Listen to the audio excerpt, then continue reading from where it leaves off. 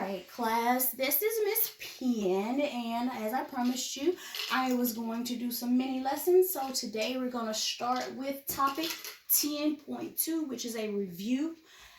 We've already done this in class, and we've done some of this already in our other packet as well. So I'm just going to review it really quickly. So topic 10.2 deals with multiplying a fraction by a whole number using models. And this is on page 550 and 551 in the volume 2 of your textbook. So I'm going to do the example. My first example that I'm going to do is going to be on page 551. And the problem is 12 times 1/5. So using the model, it looks like this. So you will have 12 1/5 in this model. And 1/5 is the unit fraction because it's in the smallest form. So there are two ways that you can figure this out. You can either use multiplication or addition. So first I'm going to show you how to do multiplication using these fractions. So there are 12 unit fractions of 1/5 in this problem. So that's basically what 12 times 1/5 says.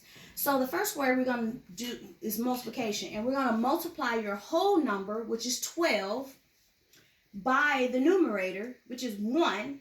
And then you keep your denominator, which is 5. So I show you here, 12 times 1/5 is equal to 12 times 1, which is 12 times 1, the numerator, which is equal to 12. And then I just move it over here and I put it over the same denominator. So it'll be 12 over 5. Now, the second way that you could do this is by using addition. And when you do that, all you do is just add all the fractions. So I already showed you here that we had 12 1/5. So all you have to do is just add 1/5 12 times, just like I did here. And when you add those together, when we learn how to add fractions, we just added the numerator and kept the denominator. And the denominator has to be the same when you're doing this. So if you do that, 12 times 1/5 is the same thing as saying 1/5 added together 12 times, which is what I have here. And if you do that, you also come up with 12 over 5 or 12/5. So my second example I have here is 10 times 1/4. And I did it the same way. I have a drawing here, I have the model where I have 10 1/4 unit fractions. And multiplying it, you just multiply your whole number times your numerator, which is 10 times 1, which is equal to 10. And then just put it over the same denominator that you had already. So that's the multiplication way. The second way would be to add all of the 1/4 that you have here, which are 10 of those, and I have that listed here, 1/4 plus 1/4 plus 1/4, and so on and so on.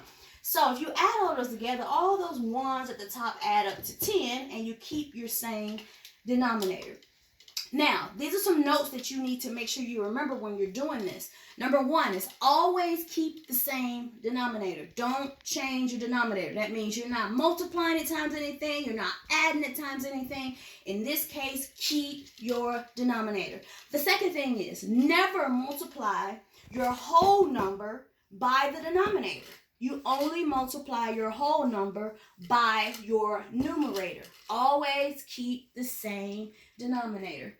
So, in a summary, basically, you have two ways you can do it. You can either multiply your whole number times your numerator and put it over your denominator, or you can add up all of the unit fractions to get your answer as well. If you still have questions about this, please don't hesitate to let me know. You can contact me by phone, text, or let me know in a message on my YouTube page. Thanks. Have a great day.